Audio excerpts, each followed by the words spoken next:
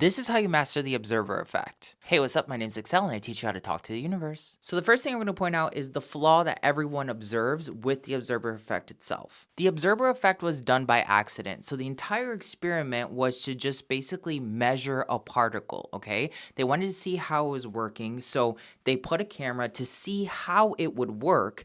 And then when they took the camera off of the experiment, they saw totally different results. So the observer effect isn't completely dependent on whether or not you're observing it consciously. The observer effect is going to take place regardless of whether or not you know it's happening or not. Now, this really comes into play because a lot of people think that the observer effect is only if you're conscious of it. Things happen in the world even if you're not conscious of it. And you can see this as a positive and negative in the actual experiment itself. When you're observing it, then you're collapsing in a specific way. When you're not observing it, you're collapsing it in a different way. You don't have to be conscious of either positive or negative for it to do what it's going to do regardless. The universe has an intelligence that is beyond your actual observation. Your observation only helps collapse it into a specific reality. So if you're like most people when it comes to the observer effect, this is you and you think that the way you look at reality creates reality. And if you've been manifesting for a really long time like I have, this is why sometimes your manifestations pan out and they don't pan out. Because if you're only looking for the actual end result, then what you're doing is you're really sinking into the physical reality. Like one for one input. Like if I keep wanting to search for a specific thing, it has to manifest in that direction, which you're not wrong, but it takes more time and space. This whole observer effect that we understand normally is the law of attraction itself. That's why you always have to bring this thing into your reality by constantly staying focused on it, right? So I want to create the house. I want to create the business. I want to create the relationship. So I have to look throughout time and space for that thing to come into my reality so I can actually have it. And this really boils down to your reticular activating system, which I've definitely talked about in different videos. But basically, there's a part of your brain that is literally the law of attraction. The moment you say, I'm looking for a house, I'm looking for the partner, I'm looking for this, your brain triggers the reticular activating system, which triggers the law of attraction. And then you suddenly start seeing synchronicities of everyone having that particular car you're looking for, or suddenly you realize a bunch of your friends are getting into really awesome relationships. That's because you have aligned yourself through time and space to see that observation. The moment you say you want something, the observer effect starts working through your anatomy so that you can create that end result in the physical world. But the crazy thing is, with this particular dynamic of the double slit experiment or the observer effect, you have to do stuff to get there, right? So you gotta, if you're looking for a lover, you have to make sure you go to the bar, or you hang out in places. If you're looking for the house, then you have to make sure that you're doing the hunting, you're doing the driving, you're doing the things.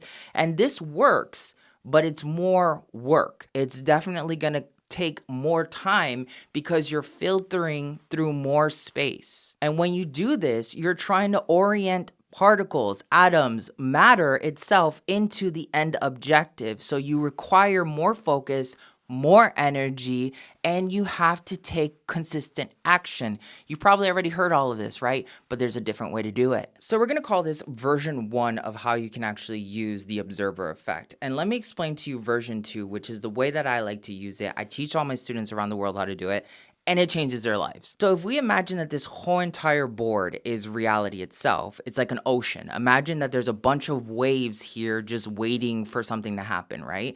And just like with any wave, right, or any puddle or ocean, the moment you drop something into this grand ocean, it creates waves by default. So let's say that I'm gonna drop an intention into the cosmic ocean, right? This dot right here is the intention. This is the 0 point that I really want to manifest from. Let's say it's just, creating a better life for right now, right? The moment I throw that into the cosmic ocean, it starts to take up space. Then it creates waves that ripple out into reality. These waves will eventually meet the other waves of the thing that you want to create. So let's assume that this is the thing that you're trying to create, this black line right here. The moment your waves hit that black line, it's going to start to create a reverberation vibration effect that comes back at you. Because ultimately, the thing that you're looking for, this other point in time and space and reality, is always there waiting for the interaction. It's producing its own waves at a 2D level,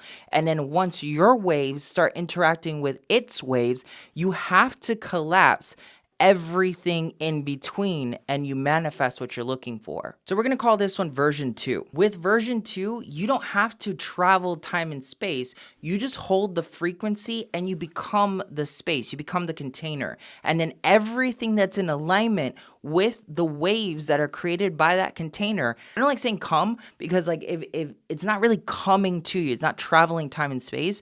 It's in the same dimension as you are. So the moment that you decide to be wealthy, right, you will naturally start to attract a wealthy reality because they both live in the same space. They both live in the same dimension. They both vibrate the same waves, and then like aligns with like, not like attracts like. Version 1 is very like, okay, I want this thing. Now I have to go through time and space and find it so I can find something that's in alignment with it.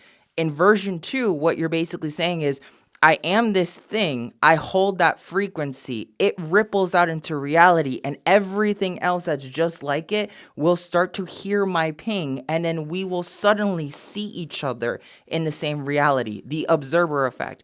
Once we're in the same room of reality, we have no option but to observe each other versus me having to say, hey, I want this thing. Let me figure out a way to get it within reality itself. This has a bunch of extra steps. And then version 1 is what people consider light work. When you do version 1, what you have to do is then you have to traverse the timeline that you're in. You have to traverse the physical spaces that you're in. You then have to dive into your emotions, understand your soul. You have to learn how you're in alignment with the planet. You then have to consult your spirit to make sure everything's in alignment so that the Akashic records actually collapse in the third dimension. There's a lot of extra steps here, but the end result usually is of higher vibrational quality. So like this is more for like Dharma. When you're doing light work and you're trying to do like these extra steps, what you're trying to do is you're trying to refine who you are as a celestial being in the physical form. But that's not the only way you live reality. It's not the only way you create reality. Version 2 is what some people would call like dark work or black magic, essentially, because what you're doing is you're going to the second dimension. You're going one dimension down. If we're in the third dimension, you're going down to the second dimension, which is the blueprints of reality. The second dimension is where all the waves are. These waves collide with each other and then produce something in the third dimension. Both are the observer effect. Both have a positive and a negative. Now, when you see reality from particles only, you're traveling a very specific structure of reality, specific timelines, specific spaces, specific ascension processes. When you do version 1, you're basically looking at reality through particles instead of waves. When you look at reality through version 2, where you're going down, right? You're using dark alchemy per se, and you're going down into the second dimension so you can change the waves that you're creating and how those waves ripple onto reality. This then opens up a whole different doorway of understanding. Now, when you do version 2, it may not always be in alignment with your Dharma, and that's not a bad thing. It might just be a catalyst to get you to the next step. You just need to understand that whenever you go down to the blueprint, you need more precision. If you're going to go down to 2D, you need to really know how to bend reality. You really got to understand what it is that you want. You can't just say, oh, I want a house, right? Because that can be any house, literally. It can be whatever. It can be a shitty house that then you have to pour a ton of money into. Trust me, I've been there myself, right? Or you can say, hey, I really want a house that is X amount of square feet, has a great view, is in a quiet neighborhood, and is going to be the house that I live in for like the next 20 years. The moment you do that, there's less error. And the thing that people don't understand about black magic or dark alchemy is that it requires precision. It's for people who are willing to actually master the systems of reality, not hopefully work with them in the best way possible. Now, when you use black magic or the dark arts, and even then, like there's people who create this type of reality without calling in demons, without using black magic. Black magic only helps you understand a certain level of consciousness and awareness, a certain way you can construct reality. There's nothing evil about it unless you choose to do evil with it. When you use level 1 of this, version 1, the light work version, you're basically jumping through timelines. You're jumping through timelines all the time to get to the end result. When you use version 2, timelines and reality are collapsing towards you. You're basically in the same place watching things like literally happen around you to create the end result that you're looking for, the end result that you're looking for. When you're using version 1, you're kind of like walking the journey. You're walking the path. That's where you're like, oh, synchronicity is telling me to turn left, not right. I should really listen to synchronicity, and then you turn left. With this, with version 2, shit just happens. Like, it doesn't even make sense sometimes. Like, there's been times where I've been like, yo, I need $100,000 for this one thing that I'm trying to create in my reality, or I'm trying to get out of this one particular. And this is a true story. I asked for $100,000 not too long ago to do something in my reality. Okay, I just like kind of like put that out into the cosmos. Within like less than 11 hours of me like putting it out there, $130,000 just randomly showed up in my bank account. I don't even know where it came from. I didn't do anything for it. It was just in my bank account. And I had no way of explaining how it got there. Now, it's so easy when you have this experience, like I'm just describing to you, $130,000 just show up in your bank account. And you're like, how did this happen? Where did it come from? How do I do it again? Who cares? You asked for the thing, right? You said, I'm going to be this particular frequency, which is somebody who has an extra $100,000. This is who I am. That's the wave I'm choosing to vibrate and produce regularly. And then suddenly everything else that was in alignment with it vibrated and collapsed reality. Reality collapsed around me with version 2 instead of me having to be like, oh, I need $100,000 extra for this one project that I'm trying to do. Okay, so how am I going to find the investors? Okay, where should I go to get the investors? Okay, how long is it realistically going to take me? All these extra details basically that come in with version 1 that I didn't even have to do with version 2. Now with version 2, I'm sure there's some catch-22 in there later, like I don't even know what it is, but I'll deal with it later because I got what I wanted now. And that's like, if you're a real alchemist, you know that you have options. So whatever error happens along the way, you can basically correct it at any given moment once you become aware that you have that option. So now that you understand the two different forms of using the observer effect, one's particle, light work, the other one is like waves, dark work, right? With light work, you're going up in dimensions. With dark work, you're going down in dimensions. Dark work takes you to the second dimension, which you control the waves. Light work takes you up above the waves where there's different timelines. It takes longer, okay? Now you can combine both of these techniques to create something that's otherworldly, a third thing that's there that most people never talk about. You can see yourself as the collapsing wave. Like you are a specific universe, you are a specific reality, and then things collapse into that reality by default, right? So a lot of like Hindu scriptures talk about if you see yourself as a deified form, if you see yourself as peace, then peace has to come to you. And then you will continue to see things in your reality that manifest for you to confirm that you're in that vibration of peace, okay?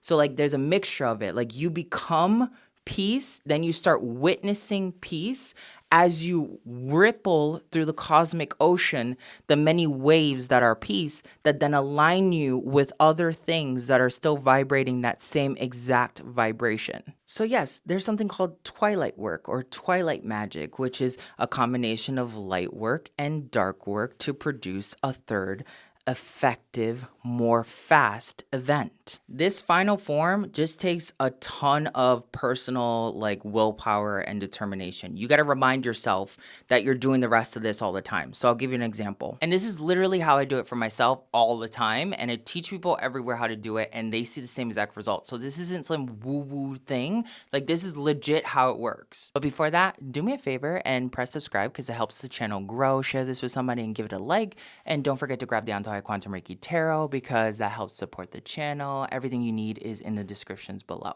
So in version 3, this is you, right? And I'm going to explain it to you the way I do it so you can follow along. But assuming that this is you or / me, right? Because we're all one, we're all interconnected. What I like to do is I'll say, okay, I am this thing, okay? Whatever that is, okay? I am $100,000 richer because that's what I need right now. It's so easy for you to be like, well, how am I going to get there? How am I going to do it? What's going to happen? I need to look for the answer. Okay, how about I don't really care how this ends up playing out in the physical world. I don't have to really look for things. I just have to be paying attention to when the universe tells me to do something in specific. So I'm not really worried about the light work or version 1 too much because that kind of plays out later. It's more so, where am I now? What am I now? Let me start creating the waves. So internally, I'll start telling myself, $100,000 is easy to come by, okay? And that's already the first wave that gets created, okay? And then I'm telling myself internally, okay, this is going to come through, God, the universe, the deities, my spirit guides, they're all helping me. They want me to accomplish having $100,000 extra in my bank account so I can create my ultimate reality. And then I keep journaling about it. And when I journal, I'm not journaling oh, please give it to me. No, I'm writing it as okay, this $100,000, I applied it here and I ended up doing this. And I'm literally planning as though I'm already spending the money or I have the money in my bank account, so I know exactly where it's going to go. You need to have an action plan. A lot of times people are like, I want more money, but they don't have an action plan for it. Money is a wave. Money likes to go places and continue its movement, right? So if you're just I just want $100,000 in my bank account so I don't have to do anything ever again, you're not going to manifest it easily. Instead, I need $100,000 for this one project, okay? The project is getting easier. I know how I'm going to be spending the money, okay? I'm starting to see synchronicities, through angel numbers and stuff like that that's telling me, money's on the way or something cool is about to happen, okay, right? So then I meditate every day and I keep focusing on wow, my life is getting so much easier. Oh my God, my life is so much better. Oh my God, I don't have to do all these crazy things to get $100,000. It just shows up in all these different ways that I never even thought possible. I love being surprised. I'll even go the extra mile and start being okay, well, I would normally think that I have to make the money through one of my businesses or through, hustle and grind or selling something. But what if one of my fans really loves the work that I've been doing for years and they decide to donate $100,000 to the project? Or what if I, get an inheritance from a family member that's just passed away that I didn't even know was a thing? And I start really just opening up my mind to different possibilities that could come to me.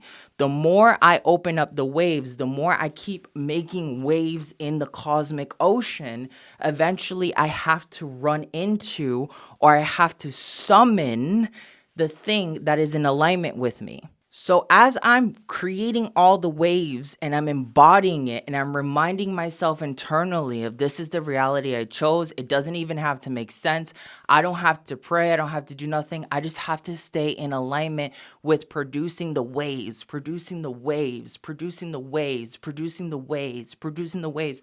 Suddenly, I'm going to start to see things happen. And then something's going to tell me, hey, you need to step through this particular door to claim your final event, right? So then I'll be okay, then obviously I've been creating all these vibrations. Synchronicity kicked in. Now I'm being told that this is the space I need to enter.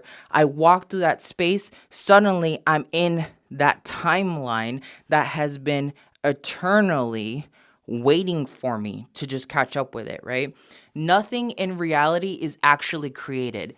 With a lot of the law of attraction type stuff, people are like, oh, you need to create your reality. Listen, you cannot create or destroy energy. So you can't even, when it comes to black magic and people using black magic to destroy you, they can't destroy you. They can only destroy creations that you've put into play. So they can destroy spells that you've put out there or identity structures, but they cannot destroy the inherent energy that creates you and everything that is you, okay? That's why there are certain things in esoterica that are called inauthentic desire. Any inauthentic desire has little weight to it, so it's very easy to destroy with different kinds of magic. Anything that's an authentic desire is something that is very hard to destroy because it is inherently part of you. There's no way you can really rip it away from you unless you completely attempted to destroy that individual, and destruction doesn't fully exist. And the crazy thing is, when you do version 3, you'll suddenly just realize that the thing that you've been calling forward in your reality, the thing that you've been trying to do for such a long time, has literally been there the whole entire time. I cannot even express to you how crazy this is, because like with that $100,000 thing that I told you about, right? I randomly was doing all the work, right? I was doing all the focus. I know this is all going to play out, blah, blah, blah, blah. And then something told me, open up this one email account and look at your emails. I looked at my email. I had an email telling me, you just got a deposit. And it was like 2 weeks ago that I had that email. And I was like, a deposit? That's weird. I haven't been doing anything for it. Opened up my bank account and it was $130,000. Now, this is what's freaking crazy. That deposit happened 2 weeks before I opened my email. So my alignment, like the money was already there eternally. I just couldn't perceive it. I couldn't observe the money being there until my frequency completely aligned with the waves. The bank account was already there with the money, okay, waiting for me to produce enough waves so that we could be in observance. These two things became one. The final thing I'm going to share with you is that the observer effect has a lot to do with how you see yourself in reality and how reality is going to respond to you. I think one of the most powerful things I've learned as a shamanic healer is that when I'm working on somebody, I visualize and I see it fully. I'm like, okay, this person came to me for a session. I see them experiencing their manifestation. I hear them in the future being like, oh my God, Axel, I got that manifestation. It was crazy. I feel their excitement. I feel my excitement for seeing them have success. I feel my vibration expand as their vibration expands. And I hold that in my mind's eye. I'm like, it's going to happen, right? I hold that frequency in my mind's eye, the light work that then tells reality, I want all the waves to create this particle, which is then the physical universe. When I work on people as well, I'm constantly making sure that I am at my peak. So I know I'm a powerful shaman. I know I'm a powerful ascended master. I know what I've done in the past for the last 29 years of my career.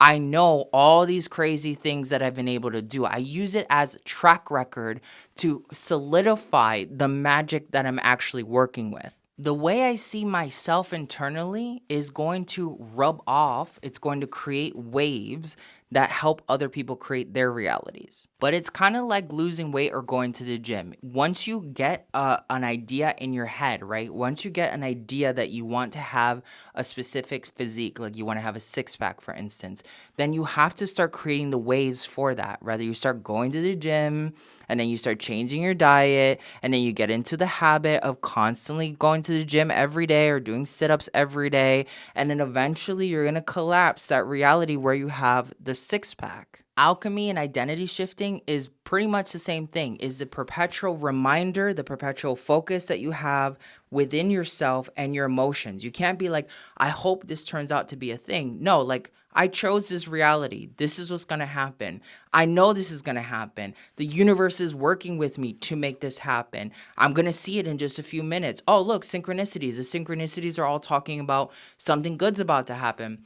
This is because I've been calling in that reality. And notice how I'm like all the time regularly reminding myself that. When I'm not reminding myself that, I'm reminding the universe that I'm so appreciative that it decides to work with me and help me, that the universe takes care of me all the time. Thank you, universe. Thank you, universe. Thank you, universe.